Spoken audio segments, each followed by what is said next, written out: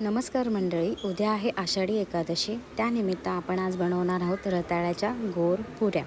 तर त्यासाठी सर्वप्रथम रताळी छान धुवून आपण त्यांना उकळून घेऊ. त्यानंतर त्यामध्ये 1 चमचा तीळ, 1 चमचा वेलची पावडर, आपल्या आवडीनुसार गूळ पावडर, 1 वाटी वरईचं पीठ, 1 वाटी दूध, हे सर्व मिश्रण एकत्र करून आपण छान अशी त्याची कणिक मळून घेऊ. ही कणिक आपण 10 मिनटं सेट होण्यासाठी ठेवून देऊ. त्यानंतर त्याच्या गोल अशा पुऱ्या लाटून गरम तेलामध्ये या पुऱ्या आपण खुसखुशीत होईपर्यंत तळून घेऊ. पुऱ्या तळताना गॅस बारीक असेल तर पुऱ्या छान फुलतात आणि त्याची टेस्टही खूप छान लागते.